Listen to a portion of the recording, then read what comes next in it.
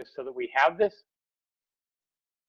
This meeting is being recorded, so you will have it and it will be available, and we'll go from there.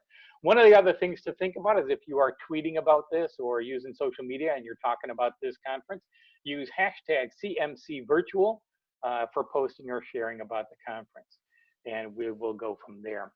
Before I introduce our speakers, I'd like to just pause to thank our all of our wonderful sponsors who have made this possible. This has all been free for participants, and so I think you need to keep in mind that we need to be grateful to our sponsors who have brought this to us today, and that is, and we have 7 sponsors who've done that for us, and they are. Let me just run through them. Missio from the Pontifical Missions Council, Diocesan Publications, which is also the folks who bring you My Parish app, Catholic News Service, OSV, Faith Catholic Publishing, the Knights of Columbus, and EWTN. And we thank all of them for their support and what they have done to help us make this conference not only available to you, but free. So that's been very good. Let me just, got a few more people waiting to admit, and we're going to get that done. And of course, more as we go along. So we are there. So without further ado, I would like to thank our speakers today. They are Anita McSorley, managing editor of The Levin, who has over 35 years experience in book, magazine, and newspaper editing, including stints at Dartmouth College, Texaco Inc., and the Rockefeller Group in New York.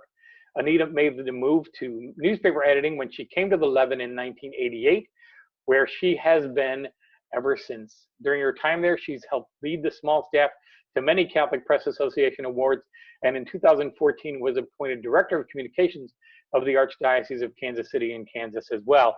And before we let anybody into the room, the host and I were just talking about the fact that we often steal ideas from The Levin. So thank you very much for being here with us today, Anita.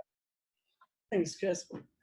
Our next presenter is going to be Sam Lucero, who has served as News and Information Manager for the Compass, award-winning newspaper for the Diocese of Green Bay since 2007. He has worked at diocesan newspapers for 37 years, including publications in Salt Lake City, San Diego, Superior, Wisconsin, and Milwaukee. Sam sees the diocesan newspaper as a community newspaper with a responsibility of telling the stories about the local church and its people. And we love Sam's photography in addition to his editing, and so we're grateful to have you with us today. Thank you, Sam. Thanks, Chris. Our third presenter is Chaz Muth, who is the multimedia editor for Catholic News Service. He's a graduate of Towson University. Chaz has been a working journalist for 33 years and joined the Catholic Press in 2006 at the Catholic Review in Baltimore. Yay! Chaz began working at CNS in 2008, covering higher education. He answered the call of Convergence Media a year later when CNS launched its video service and helped pioneer visual storytelling in the Catholic media's digital platforms. In February 2013, Chaz joined CNS's Rome Bureau to help its coverage of the papal transition, and he returned to the news service's Washington headquarters in April, where he has since continued to travel the world and help provide the Catholic Press with multimedia content that can be used in print and digital spaces. And of course, we would have to remind you that Chaz was named yesterday as the winner of this year's Cardinal John Foley Award for Innovation in Storytelling. So welcome, Chaz. We're glad to have you with us. Glad to be here. Well, then we will start first with Anita, and the premise of this is how we all coped with adapting our news processes during COVID. I was a little bit surprised by the title of this about Game of Thrones got it right, because I think I'm the only person in America who has never watched a single episode of Game of Thrones. I understand it's about chaos and anarchy, but that's so that's where we are. But we want to make sure that that we talk about today how difficult it's been, but also the creativity that has come out of it. And so we're going to start with Anita. Thanks, Chris. Game of Thrones was right. Chaos is a ladder.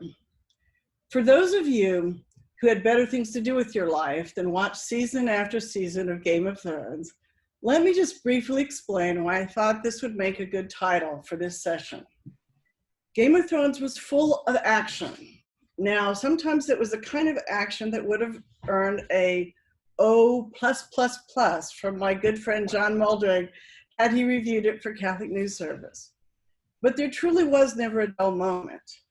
The chaos was so bountiful, in fact, that the series took the unprecedented step of killing off its biggest star in the first season. Viewers saw dragons, beheadings, incest, zombies. Well, you get the picture.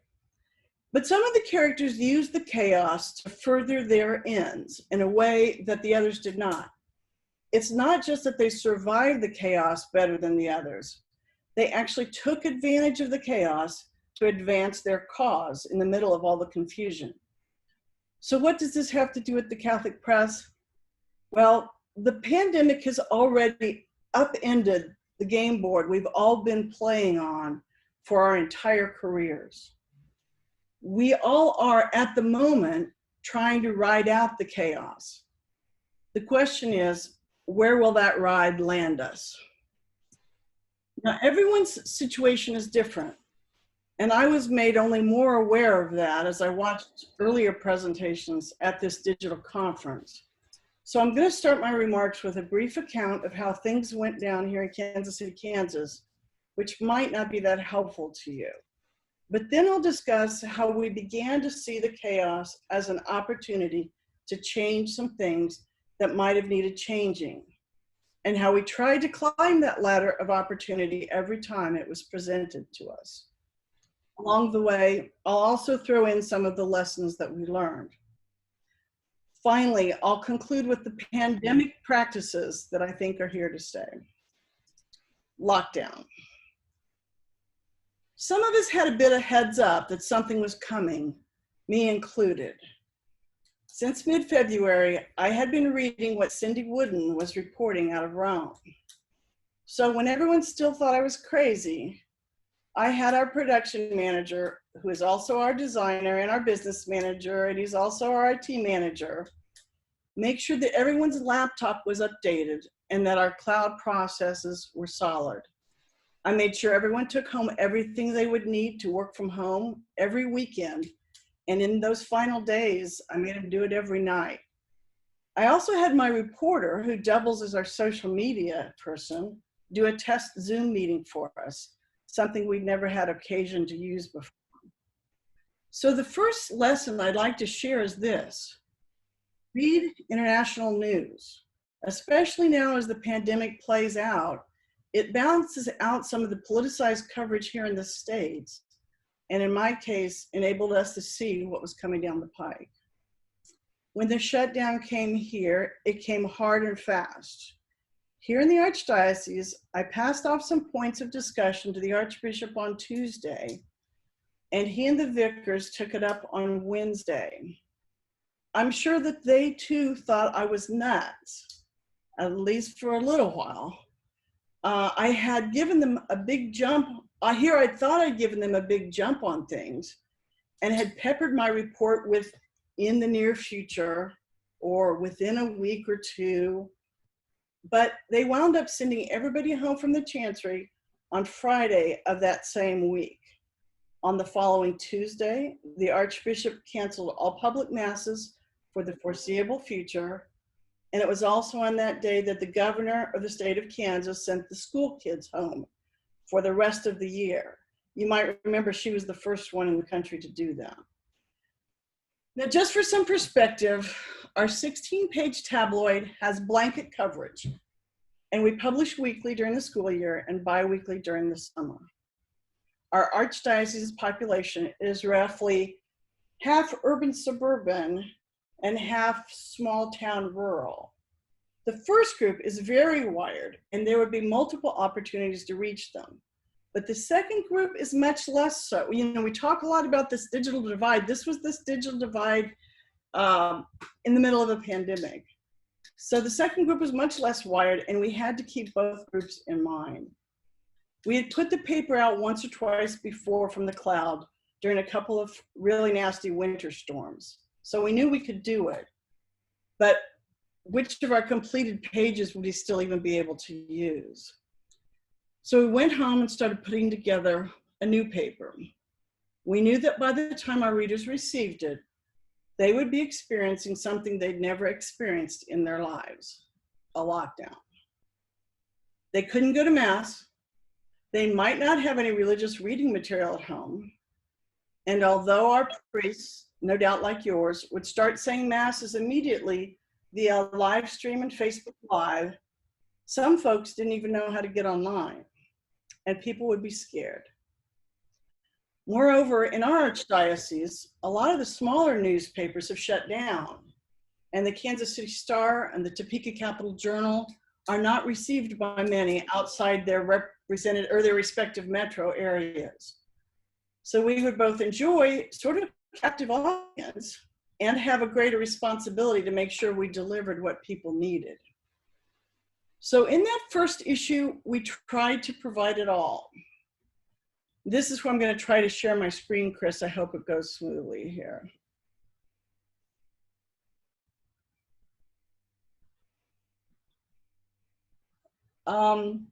One story gave readers all they needed to help them pray in place. Can you see that okay? Yes. Okay. And it explained the dispensation from the Mass obligation. Another took a peek into the lives, whoops, bet this is the wrong one. Another took a peek into the lives of Cindy Wooden and Paul Herring, who were already living in lockdown in Rome. A third interviewed some Catholic counselors who had jumped into virtual practice, along with some practical and spiritual tips for readers during lockdown. We told them where to find the quickly changing regulations for ministry in the Archdiocese. We pointed them to live streamed Masses. We even taught them in the same issue how to set up a Facebook account. And in the next issue, we just kept going with this weird mix. We ran a big piece titled, "We're All Homeschoolers Now," in which our homeschool parents gave advice to all the parents who were now suddenly expected to teach their kids at home. We also ran a tax advisory. The federal and state governments had by that point pushed back the tax deadlines, but literally the state shut down in a matter of days and nobody was keeping in front of their mind that their taxes were going to be due. When they realized that their taxes were going to be due, they would be alarmed to realize they might not even be in a position to put them together. Things we learned at the outset. Lesson 2, don't expect or try to be everything to everybody. Prime example, our liturgical regulations were changing like mad in response to various county health restrictions. There was just no way with a weekly paper that we could keep up. So we left that to the website, both the Archdiocesan website and our website, and kept pushing people toward that website for that sort of information. Now that might shock you, and it wasn't our original plan, but that leads me to my next lesson. Lesson number 3, don't be afraid to kill a story. We killed quite a few in those first crazy weeks.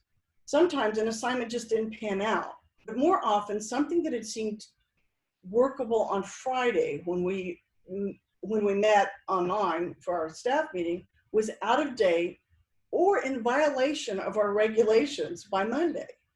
If there's no way to be 90% sure that the story is still going to be applicable when the papers hit the mailbox, kill it. Lesson number 4, get out of your own way. Do what the situation calls for, what your readers or your bishop needs, not what J School taught you.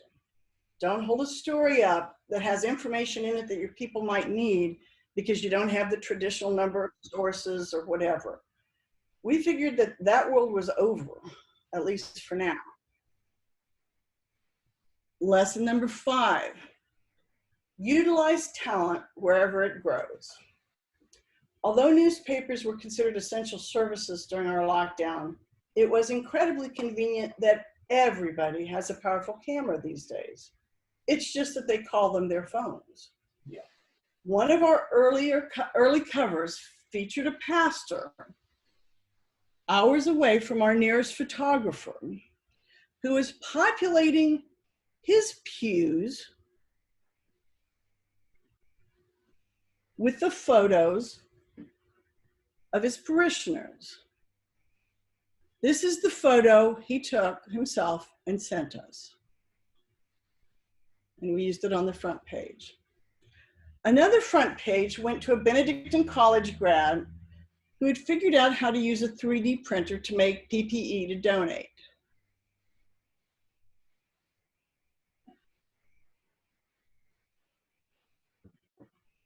Just assume that anybody that knows how to do this is going to be able to give you an interesting selfie too. Lesson number 6, use the format that works. Sometimes our jobs seem to be just to capture the absolutely historic nature of all of this. So this is the photo spread we ran from Holy Week.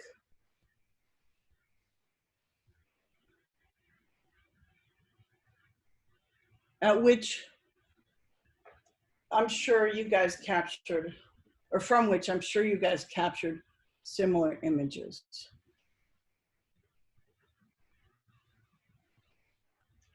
At other times we discovered it was less important for us to report the who, what, or where of something, and more important to explain the why. This has proven so true that we've started calling these stories explainer pieces or just explainers, and sometimes utilize them only one source to provide accurate, politics-free information in a hopefully non-threatening fashion. Which leads me to lesson number 8. A large part of my job is to read and read and read. And then it's my job to steal other people's good ideas. Somewhere I saw a photo that illustrated very well how germs can spread when you sing. This came at a time when the archdiocesan liturgist was beside himself with the complaints that he was receiving from choir directors angry about the new regulations that banned communal singing. So I sent one of our photographers out to get this for me.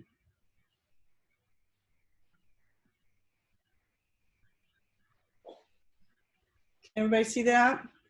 Yep. Okay. And then we ran it with this headline.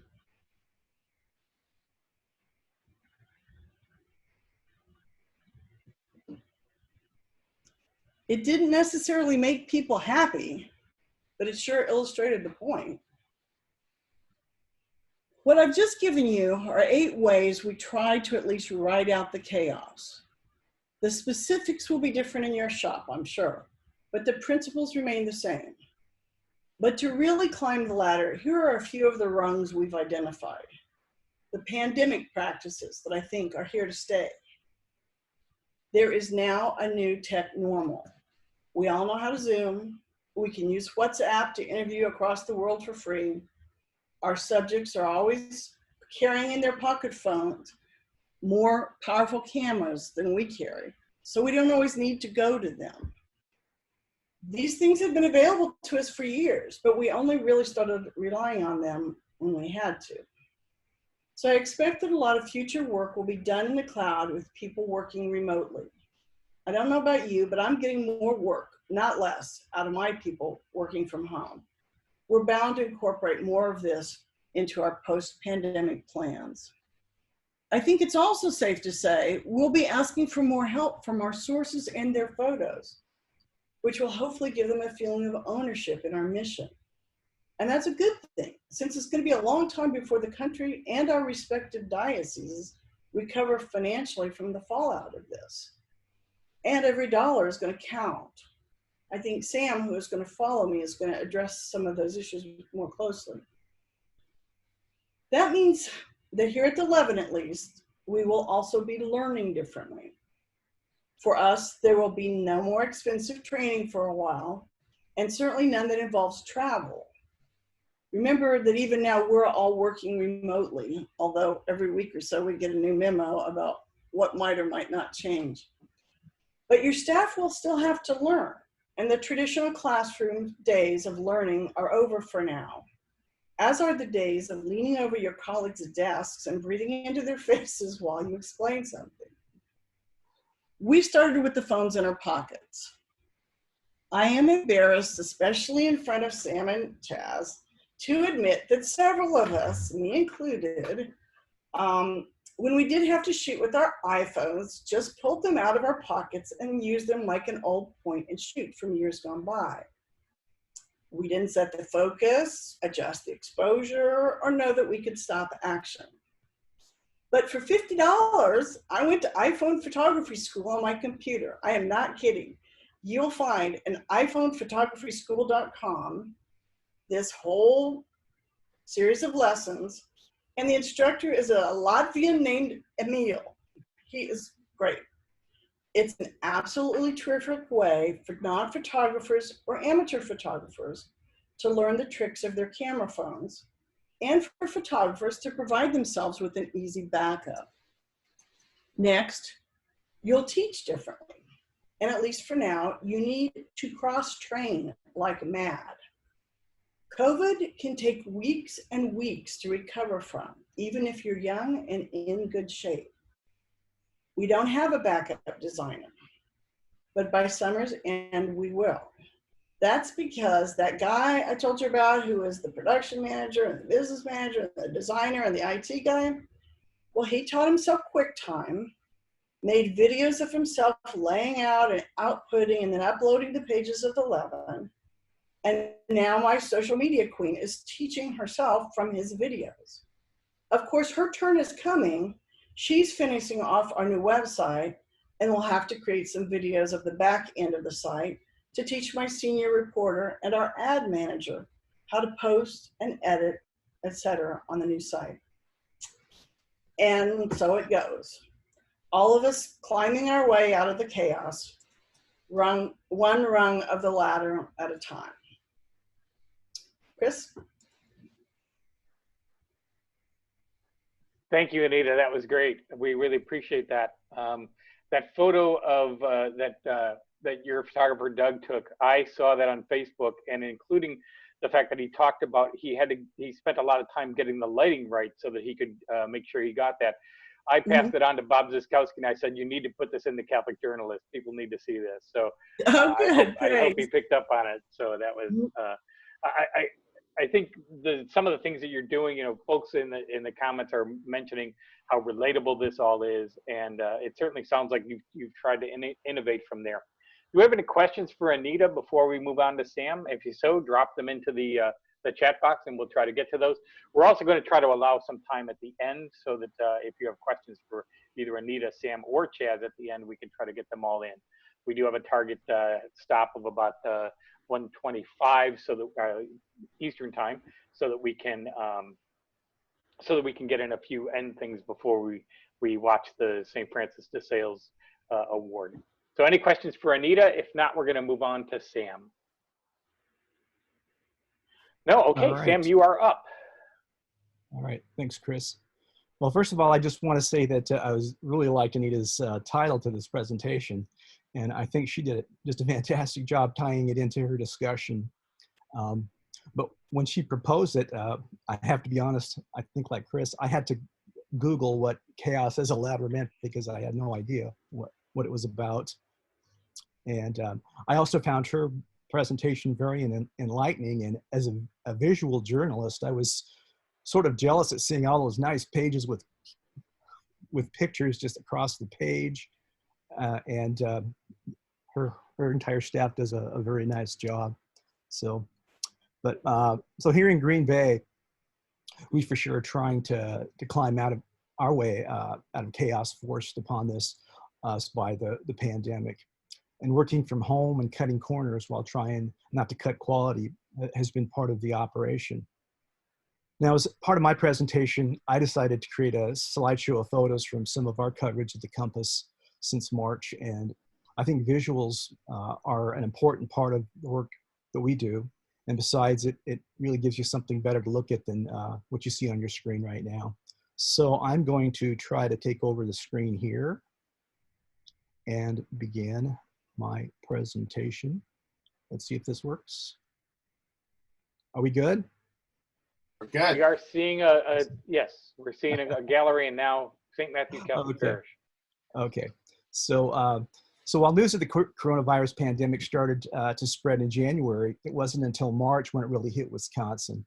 And our governor, Tony Evers, issued his first statewide order, the closure of all K-12 schools on March 18th, followed by our safer at home order for non-essential businesses on March 24th. And in the midst of the statewide closures, our staff was putting together our March 20th issue. And it was in this issue that our bishop announced public masses would be suspended beginning that weekend. And we were still a few weeks away from Holy Week. And so in just a few hours, it seemed, numerous advertisements publicizing events were pulled from the paper. Our calendar page, which has traditionally filled an entire page, was reduced to a half a page due to public masses, fish fries, and other social events being canceled.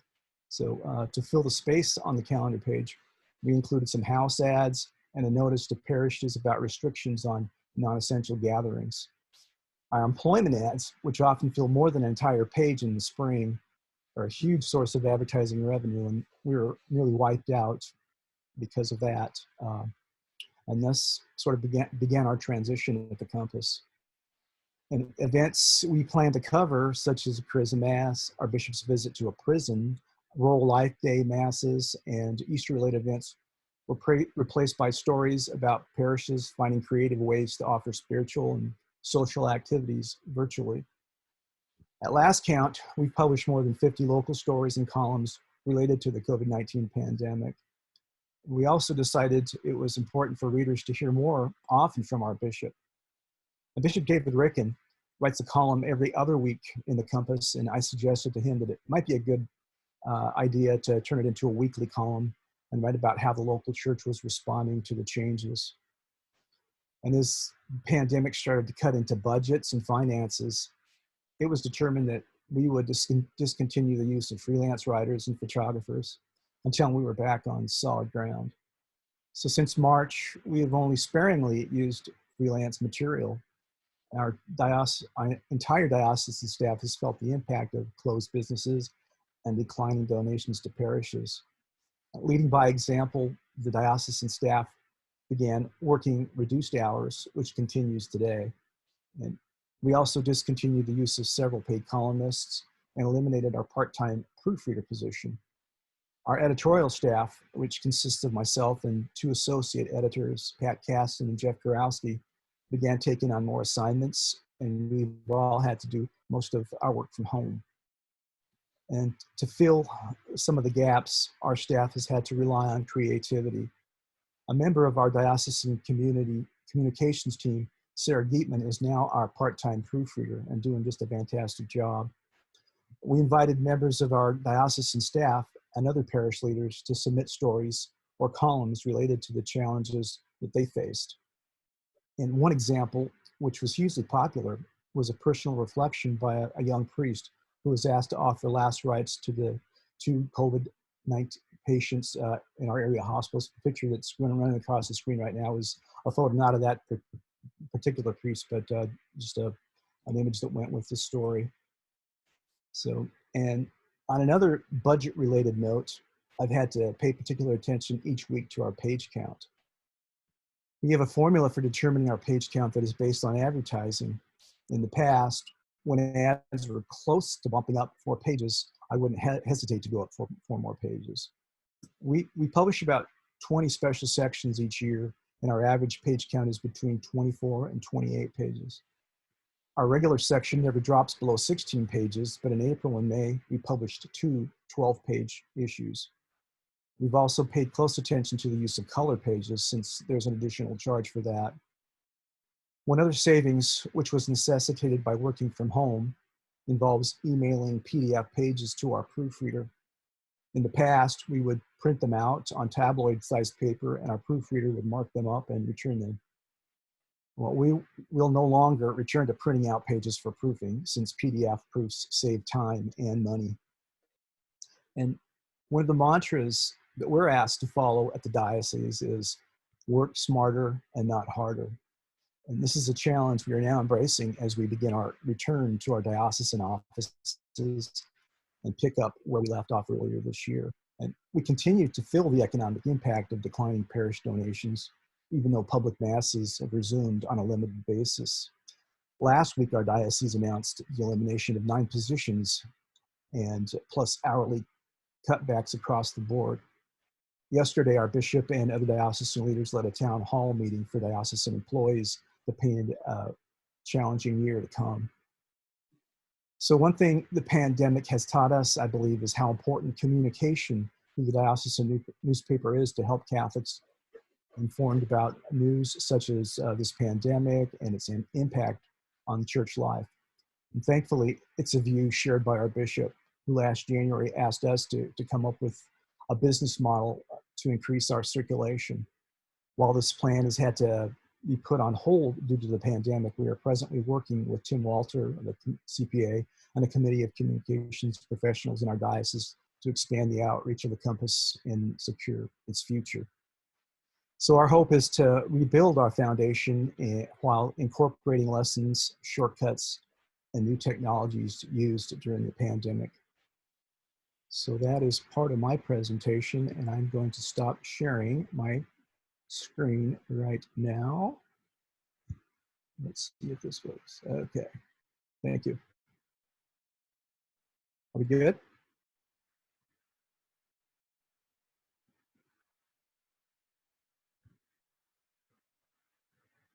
Are we good? Chris, you're on mute.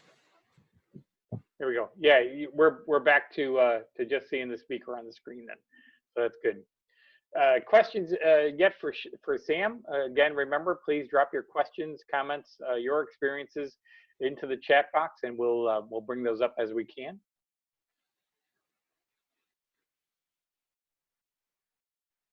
Carol Glatz says, beautiful images, Sam. So welcome, Carol from Rome. I remember right. many of them. Good, good. All right, Chaz, you're so the question from Tom is has there been any increase in use of video messaging or stories? Maybe Sam and Anita, both of you can mention that. Well, Anita, I can go first. So we have a social media person. We have a couple of social media persons in our diocese, and Matthew Livingstone has been doing a lot of videos for us. He's for the Compass now. He's really started to do that in the last 6 months or so. But all of his time has been taken up by doing the live streaming for the bishop and for the curia. So as far as video messaging for the paper, we haven't been able to take advantage of that. Also a question that's in terms of being furloughed, if you are actually working less hours or if you're just working the same number of hours but not getting paid for them all. Well, what do you think, Chris? Yeah, we've found that our newsroom is working more hours. I mean, they're all working from home, but as I mentioned to Ann, you know, a lot of times we get to the point where it's about 6 o'clock, 6:30, and one of us says, gee, we really ought to feed the dog and make dinner, you know, and because we just kind of keep working right on through. So another question comes up. How did, Sam, how did you come upon so many opportunities for photos and stories in the diocese? For example, the parking lot confessions, adoration, etc. Did people in the pews or the parishes give you a heads up? Okay, so we had a number of sources. We do go through parish bulletins each week. We have different people on our staff who do that. We also, with our social media folks at the diocese, Jessica is, she sends me like Facebook announcements of what parishes are doing. So we're able to follow up that way. I get phone calls, emails from folks around the diocese who are sharing their information with us as well. So it's a kind of a broad spectrum of the way we receive our story ideas. Good. Question comes from Kevin Loker, and he wants to know, that as everybody's trying to figure out where to focus their journalism because of limited resources, he's curious how everybody's making decisions about what kinds of stories to focus on versus others. Are you making any of these calls based on analytics, and how? And are you asking audiences directly what they're wondering about? Any particular successes from looking at data or inviting questions specifically? This pandemic caught us in the process of switching websites, or in the process of developing, not a fancy thing, just a new WordPress theme. No, so we were not driven by analytics, although it'd be lovely to be there at some point in time. We're driven more by a realization that people need both what we gave in the past, but they also might just need some real practical information these days. We're starting what will possibly turn into a series right now to sort of COVID-proof your family finances, because people are pretty financially illiterate. But this is not a very good time to be financially illiterate. Good. Sam or Chas, any input yet? Go ahead, Sam. You go first. I don't think I have anything to add to that. I think Anita pretty much covered what I would say as well. Yeah, the as far as analytics are concerned, I mean, we do actually pay attention to the limited stuff that we get because we're a wire service. Most of a big portion of our stuff is not public, and so we pay attention obviously to the analytics of what's going on in our public site, but our analytics tend to be what are our clients using, and if we scope out and we look at what they aren't using, then that usually informs the kind of decisions we make and what we're doing. But we basically have been taking the temperature of what people are paying attention to, and that's looking at other news sources and stuff like that to find out what kind of play they're giving certain things, and what is the appetite for that. I know that there were several projects that were in the works when the pandemic hit, and basically we ended up retooling them, or at least the ones that we decided to go forward with at that point. There were a couple of things that just got shelved, but for a couple of the others that were sort of in the works, it was like, okay, how do we present this in a way that also reflects what is going on in our time right now? And so that's been sort of a little bit of what we've been doing. Yeah, we are fortunate that our social media person has some background in analytics, and we use Chartbeat and Google Analytics. So if you are interested in how to do that, go back and watch the digital session from yesterday with Tim Swift about using analytics. But there were some things first of all, obviously in the first couple of weeks, we just jumped in and it was all COVID all the time. And then eventually it was, well, wait, there's still other stuff happening in the Archdiocese. So, what's happening with the priests who were supposed to be ordained? What's happening with graduations? So those kinds of things I think we stayed on top of. And there are just still some stories you still need to tell that aren't COVID related. So I think we've been doing that. But if you want to know a little bit more on what we did with our analytics, we also have a new website coming. And so that we hope will help guide us on that. A couple of other questions. Somebody wants to know, how do you anticipate what's coming? Story ideas you think the faithful will be interested in the next month. They have a monthly magazine, and keeping things current and relevant is a struggle when things change so rapidly. I think, Anita, you referred to this when you said, you could have a story on Friday and dump it by Monday because situations change over the weekend.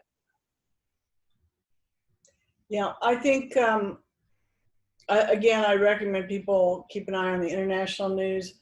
Also, I read very widely from all ends of the spectrum, and also all types of stuff, everything from bottom line to, news magazines and feature magazines, because there's always going to be a Catholic angle on it. And those people sometimes aren't doing 7 jobs at the same time like we are. So that's why, one of the precepts of good Catholic journalism is stealing from other people's good journalism.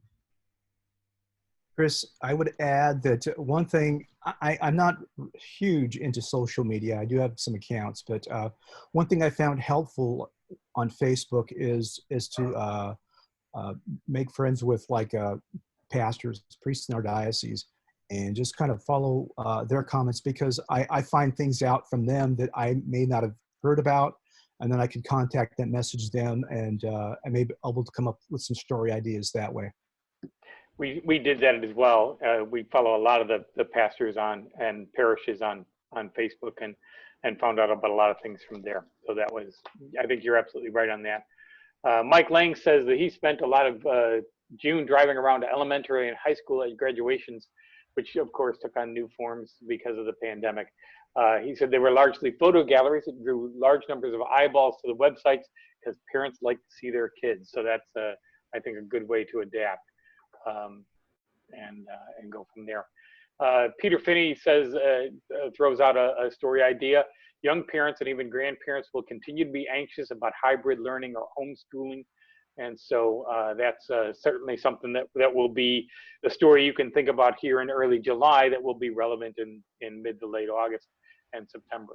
So that's Glenda Meekins out of Florida is mentioning that they check the parish Facebook pages to see what they're doing, and use their photos and dive deeper into their posts to create interesting and current stories. We actually did that with one of our priests, completely non-COVID related story, other than the fact that he had sent the patented chalice that he got for his ordination out for replating 5 years ago, and it got lost. It never came back. FedEx said it was delivered, and it wasn't. The Lutheran church down the street, the pastor had extra time and was searching through a closet and found the chalice that belonged to Father Jeff. And we got a wonderful story out of that. So really the only COVID hook was that this pastor had some time to look through things. But yeah, I think that's one way to really make sure that. Christy says they have a friend list on Facebook of all their parishes and schools. It's an easy way to quickly scan the happenings around the diocese. Also, like Sam mentions, they read all the parish bulletins, so that's helpful. Janet Jones is focusing on how catechists are going to get the job done when RCIA starts in the fall, and that will be interesting to see, certainly, from there. John Feaster says at Glenberry, the priests and brothers are far away. They do a roundup series of phone calls and just ask them how they're ministering under COVID conditions. I think you could do the same with pastors and school leaders and DREs all around your diocese. So that is something worthwhile. If no other questions for Sam at this point, or we'll move on to Chaz, and Chaz can show us that. We do have one more question coming in. Do you think in the present scenario, we need to focus more on website-oriented stories than print? Won't all the content look the same all on the pandemic?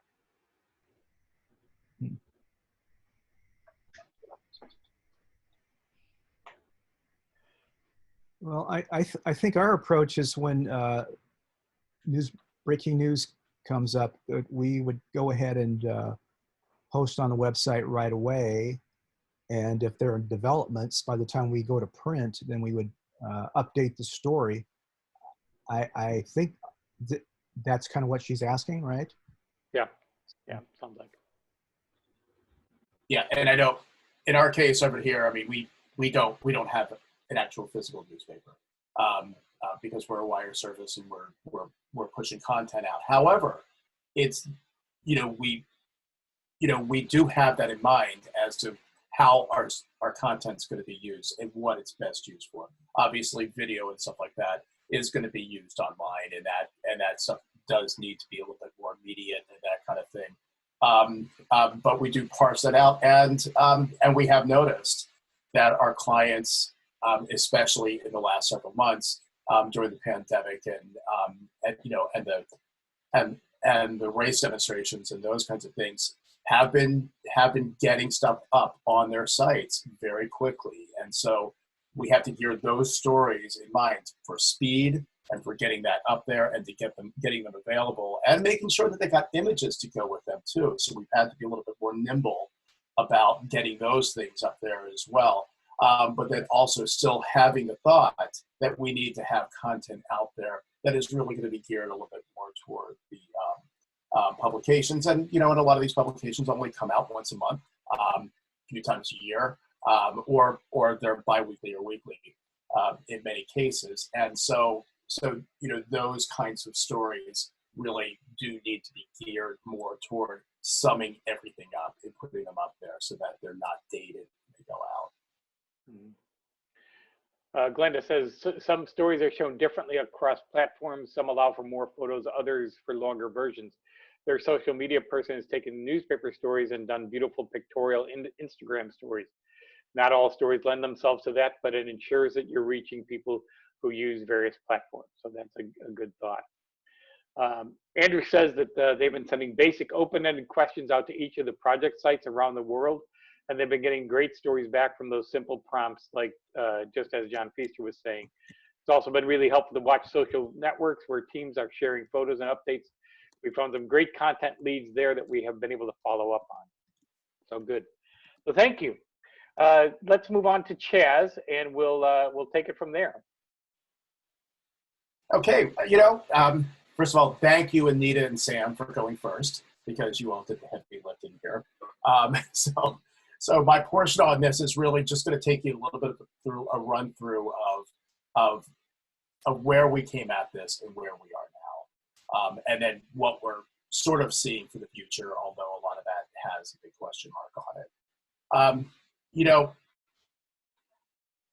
Like everyone else, we found ourselves in a situation where we weren't going to be able to work in our office any longer.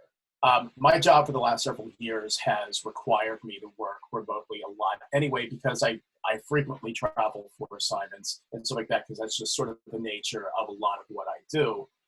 It's a matter of getting there and going. So that sort of, I had a lot of experience in working that way and in working remotely. What was interesting before all of this came up is that we've been pulling together a new digital asset management system that we're actually going to be using as our client delivery system in the near future, at least. I'm not promising anything because we promised that last time and it took us 10 years. But but we were working on we have been working on getting this put together and getting it working for us. And the new system pretty much allows us to work anywhere. Everything is going to be in the cloud, and all of our assets are completely there from any place in the world that we would be working. However, like all great timing, that wasn't available to us yet. That was still in development. And so we had to figure out what to do with the system that we have now, which does often require us to have our assets with us and to actually have them on the physical premises of where we are. So the first thing that we did have to do was take stock of that, and what, things like photos and stuff like that, photos, videos, so on and so forth, and the things that we knew that we were going to need, we need to make sure that they were all downloaded and they were put onto RAIDs and so on and so forth, which was going to be especially important for, as far as the Washington folks are concerned at CNS, me, Tyler Orsburn, and Bob Roller, who all work on the photo desk, so that we had those assets and we had a way to do it and to be uniform and to be able to communicate with each other. Instead of sharing one system in the physical office, we needed to have them at home. And so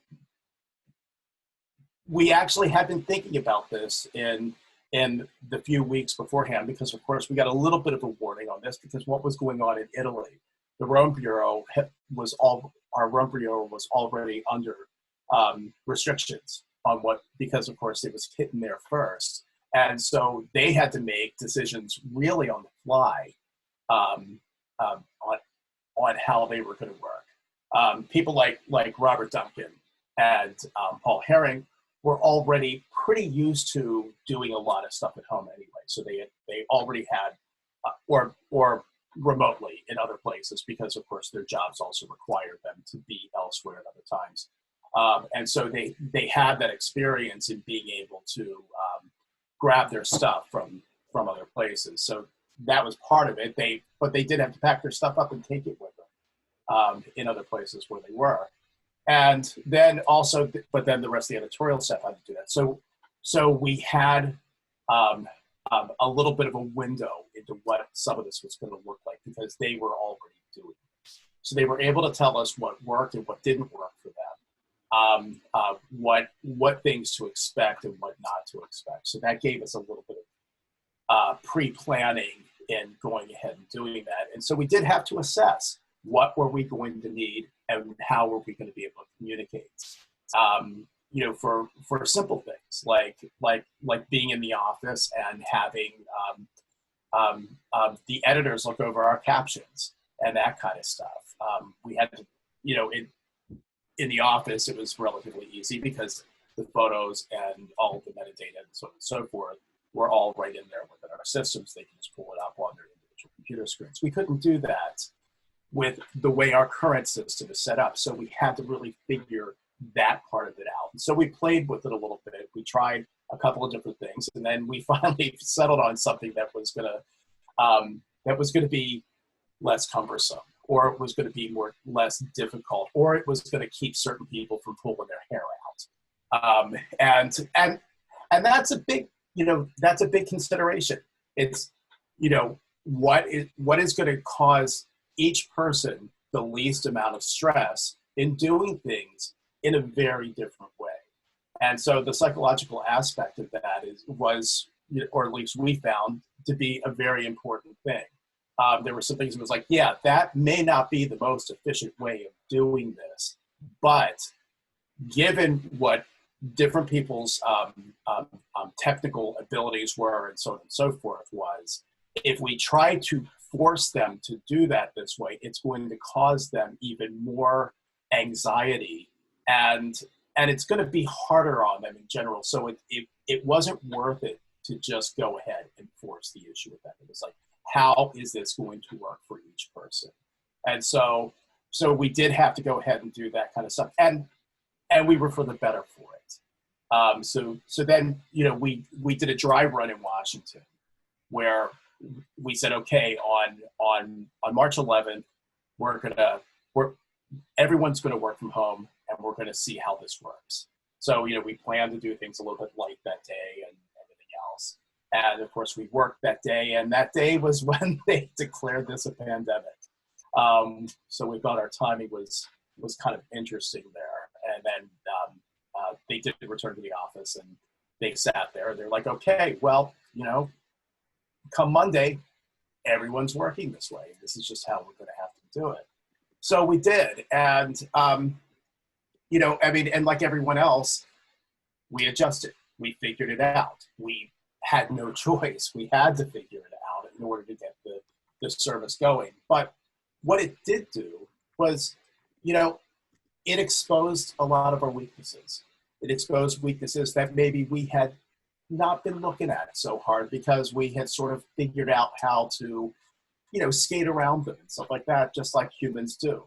But in this case, we couldn't skate around them. We had to go ahead and say, okay, how are we going to improve this and make it better? So that was,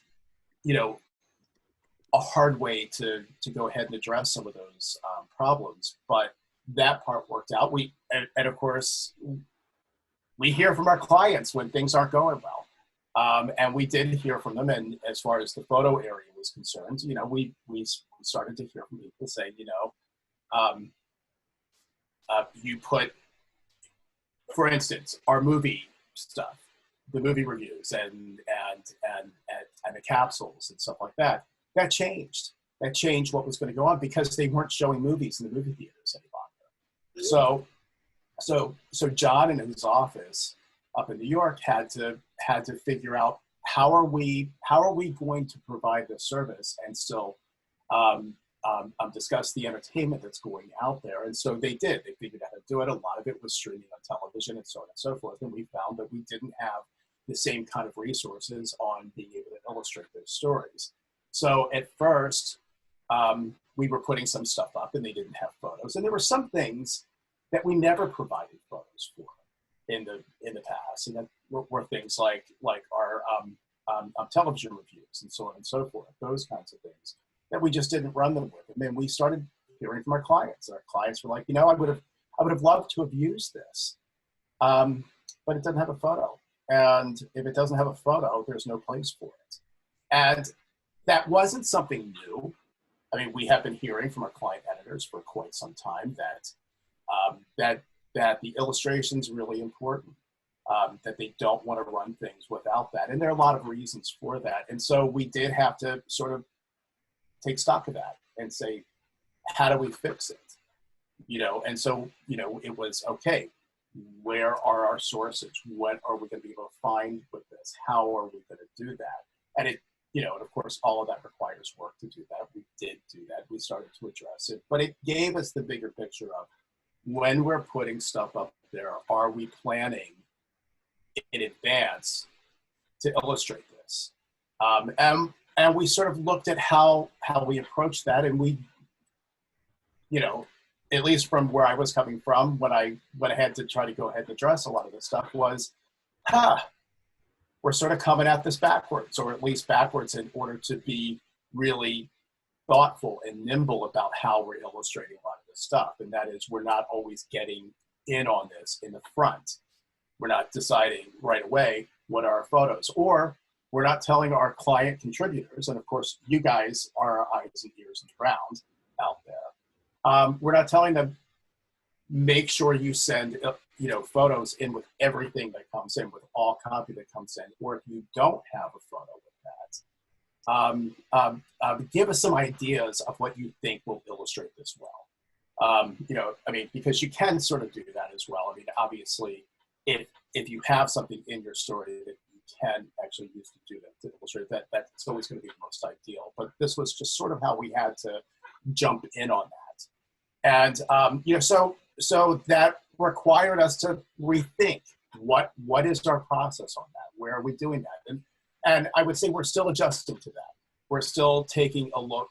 We're still trying to come in on photos, video, graphics, what have you, from the very beginning stages, from the very planning stages of every story, to filtering all the way down to the process before it actually goes on the budget that goes out to our clients and says, this is what we're putting out for the day. It's not perfect, we're getting there. But that was, in my view, a really positive aspect of the Game of Thrones, what comes out of chaos.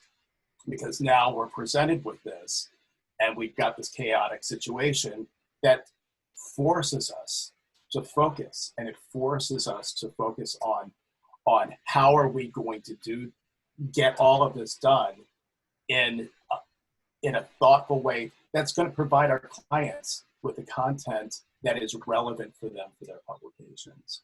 And so, anyway, from there, it was about communicating with each other. And I would say that really wasn't that difficult for us. For any of you all who have ever been in our Washington newsroom, the one comment that I always get from everyone is, this is the quietest newsroom I have ever walked into in my life. And it is. It's kind of like walking into a public library. And there are all kinds of cultural reasons for that.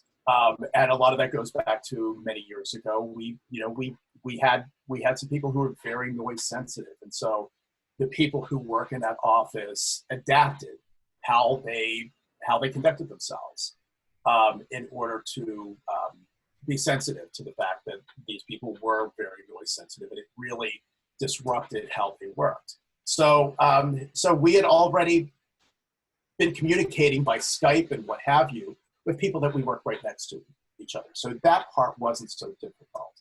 We were able to communicate with each other from home, right from the devices that we had already been using for years that way, whether it was through Skype or what have you.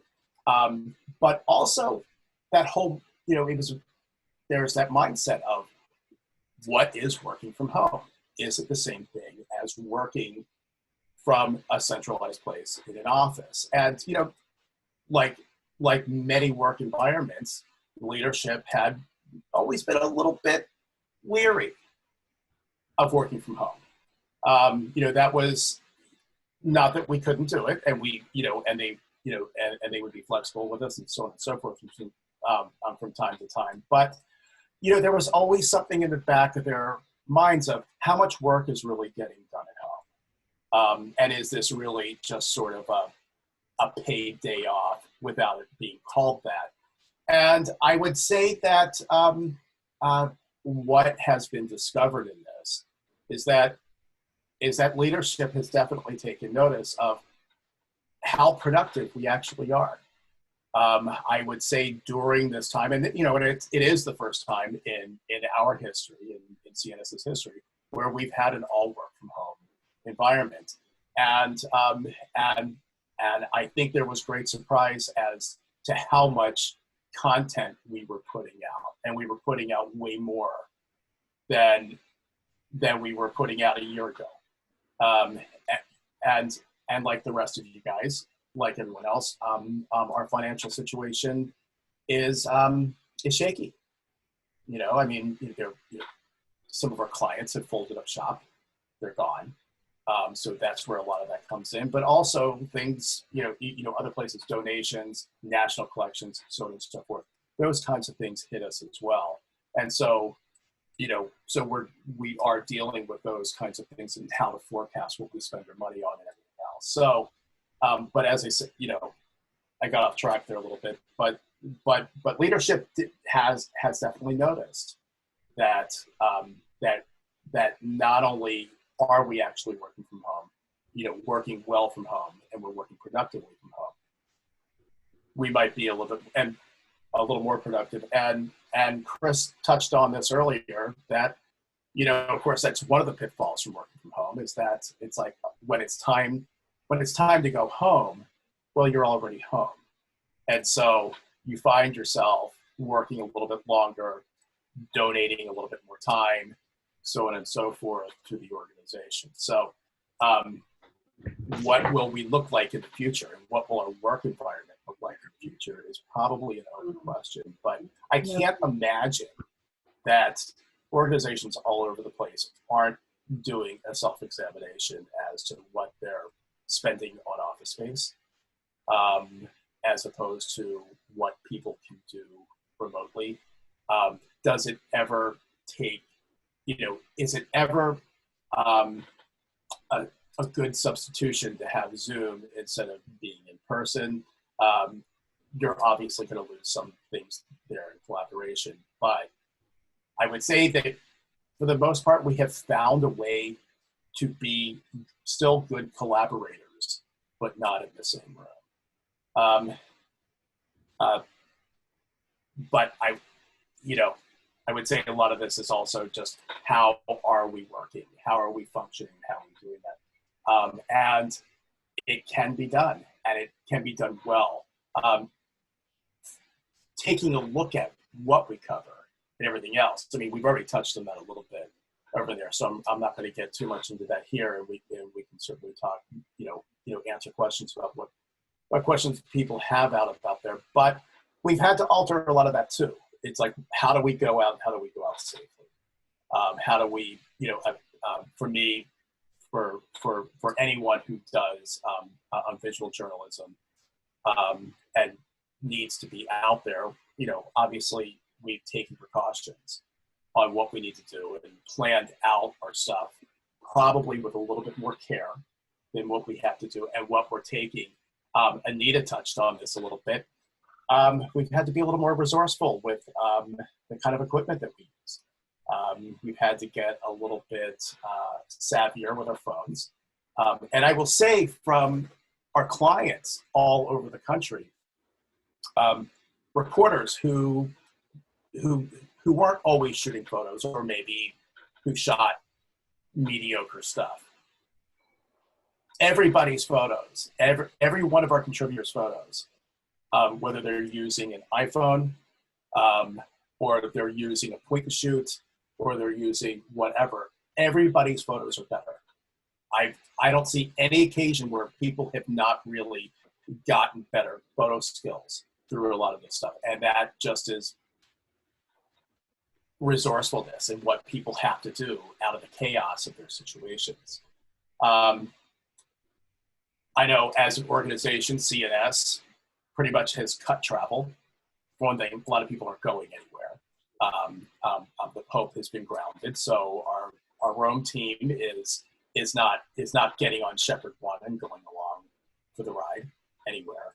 And we, for the most part, we're not traveling in the United States as well. So we've had to think about, well, first of all, we've had to reach out to our clients more and see what kind of photos we can get from there, and also the kind of coverage that we can get from our eyes and ears on the ground, which has always been our bread and butter, has been our clients there. But as far as where we're able to go, we're just not able to do that at the moment. And that has been a shift for us. We've had to illustrate more things from right here and also do our work a little bit differently there too. So I'm gonna shut up right now and pass this back over, and happy to answer any questions anyone has. Very good. Thank you, Chaz. We appreciate that. You talk about the things that you can and can't do when you're not in the office. And one of the things that we found is our team seems to be able to meet pretty well, but our interaction with other dioceses and departments is suffering because we can't just, bounce up to the fourth floor and chat with the folks in development and find out what's going on. So that's one thing that is doing that. But we also found that there are some things that could have been resolved very quickly in the office. We had an incident come up that somebody notified us fairly short notice that there was an event Saturday that they wanted us to cover by photography. And it was a good event, but our photographer had a conflict that day. He replied, she got upset, all those kinds of things. That in the office, that would have been a very simple thing where, a couple of people would have popped their head in my door and say, hey, we've got this request for cover something, but I have a conflict. What else can we do with that? And since that didn't happen, it all happened in an email thread. It didn't go as smoothly as it could have. So I do think that we need to be attentive to those kinds of things as we go along, that there are times when in-person contact can really make a difference. While chat's been talking, there's been a great conversation going on in the sidebar about storage of photos and how you use photos, and some really good ideas going back and forth on that. I will save the chat. This chat will be shared with folks. People are talking about Dropbox and Lightroom and Finder and SmugMug and all sorts of things, digital asset management systems. I'm going to suggest to Jennifer Brinker on our education committee that become a workshop for later this summer or early fall, because I think it certainly sounds like there's a lot of interest out there. There's also a lot of folks who have been asking Glenda for that Instagram process to turn some photos into a beautiful story. So I've suggested that she share that with Bob Ziskowski, but she's also willing to email it to anybody who's interested. So Glenda, I think you have a few of those emails in the chat there, but if anybody else is interested, let Glenda know. And just before chat started, Celine Radigan from New Mexico mentioned that Archbishop Wester of Santa Fe has been hosting a town hall, a digital town hall meeting last night, and that there have been a lot of requests to continue that. It would be interesting to see how the publication ends up covering that, because I think those are that's some good questions for us on how that works and how that comes about from there. So those would be some interesting things that have been coming along. Carol Glatz mentioned that while Chaz was talking about the workflow, that she said it was actually easier for the folks in Italy on lockdown because they're used to working in difficult conditions on papal trips, that lockdown was easy compared to some countries and conditions. And I can believe that when we hear the stories that Carol and Paul and Cindy and Juno have brought back from some of those papal trips, we know that's not always easy to do that. So it's sad to know that lockdown was actually easier than some of those trips. So we do have some questions coming in now. I won't get into the discussion about the digital digital image storage, because I think we just need to make a separate workshop on that. But that's a big topic. it's a big topic. It's a huge topic. We're researching it right now, so we would love to hear what people have to offer and go from there. And Carol says that Juno and Robert Duncan did a great collaborative story and video by interviewing a cardinal on Zoom. We haven't done much more since Robert's on paternity leave. I've actually done some radio interviews on Zoom, not only with our Archbishop and our new auxiliary bishop who was named, but with Matt Maher, the Catholic musician from his studio in Nashville. And we actually got some video out of that as well. So, but we're mostly using that for radio. But he did a quick, sang one of his songs for the seniors graduating from one of our high schools who used his song as their senior anthem this year. So there's a lot of resources you can do out there, and Zoom, as you know, is fairly easy to record. So doing that. Thank you, Sam, for the suggestion about Teak or Rick doing the webinar on digital asset management. Mike Lang says they're waiting to hear on a new bishop. Bishop Maluli submitted his resignation a year and a half ago. Should be interesting to see how that would come about and how you would handle that when you during the while you've got this kind of shutdown. So from there. So yeah, any other questions for not only for Chaz but also for Anita and Sam while we have a little bit of extra time here?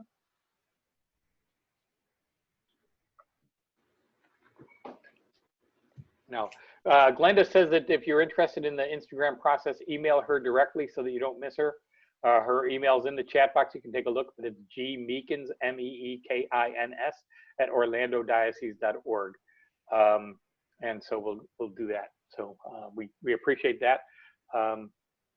Always remember, you know, if you've got some great ideas, make sure Bob Ziskowski knows about them.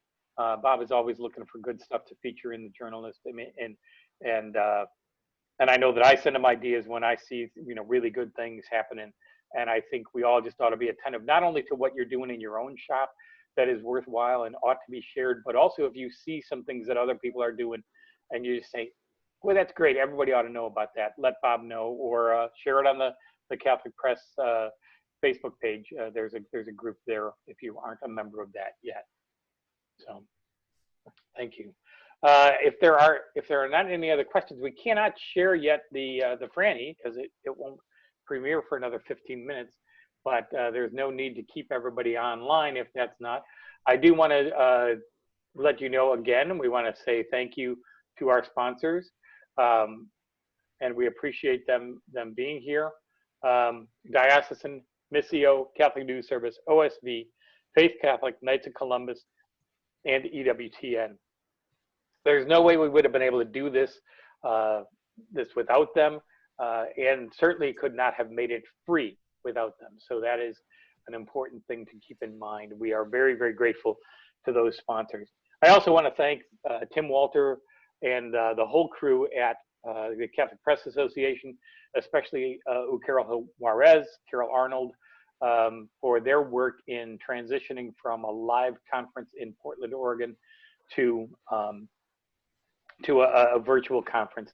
Also, Amy Koala and the board and the national planning team have done a great job to pull this together and get that done. So thank you to all of them, and we do appreciate all that they are doing.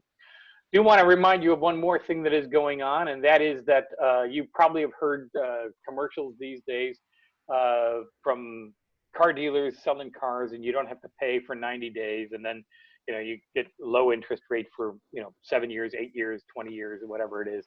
The fact is they're not giving you anything free. They're just extending the length of that loan, and so that you don't have to start until 3 months from now. Well, let me tell you, the Catholic Press Association and Tim Walter are doing much better than that. They are offering 6 months free to anyone who wants to join right now.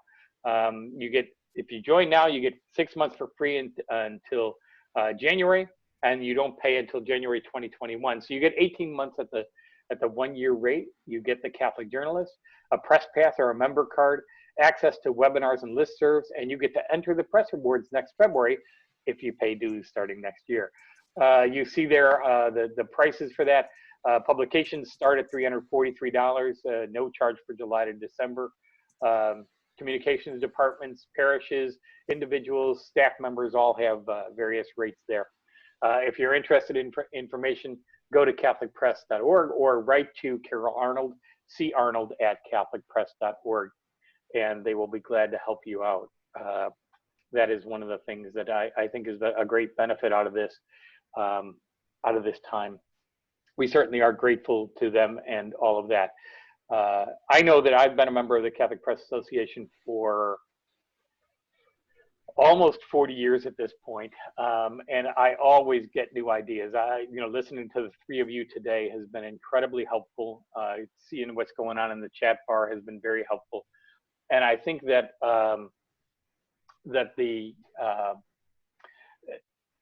there isn't a day that goes by that I don't use information that I've gotten from other members in the association. And so those of you who are joining us for the first time because this was free, or because you were invited because you're a parish or school communications representative, keep in mind that this organization has quite a bit of value to all of its members. So we'll go from there. And just make sure, see there are other questions. We do have a question from Katie. To all the panelists, what protocols are you following for safety and compliance? Certainly, especially if you go out on assignment, that would be interesting to know. Any thoughts on that?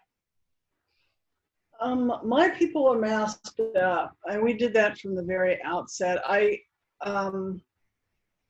And gloved if it is appropriate. We have a bunch of counties. People might not know that the Archdiocese of Kansas City in Kansas is in Kansas. The Diocese of Kansas City, St. Joe is in Missouri, but like Kansas City, Kansas City, Missouri, it's a metropolitan area. And so what's been happening here, most COVID restrictions have been coming down first from Kansas City, Missouri, then Kansas City, Kansas decides that they're gonna apply it. Then the counties right around Kansas City, Kansas do the same thing. Things are just changing too much.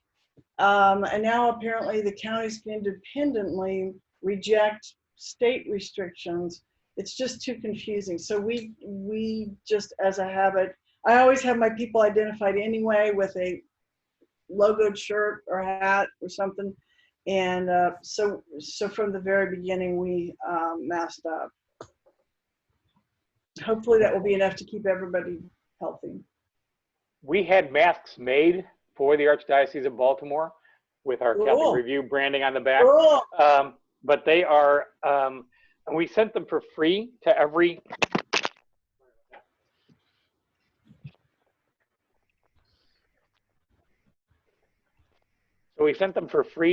priest in active ministry. And the nice thing is you pull them down when you need them, you pull them back up when you don't need them. And then we made them available for sale on our website. We gave a discount to parishes, sold them at cost to people in the Catholic Center.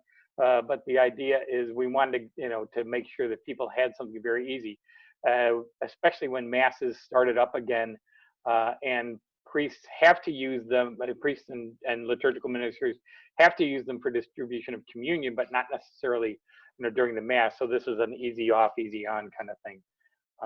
So that's a very helpful thing. When our photographer goes out, he masks up also. Sam, you got something? So yeah.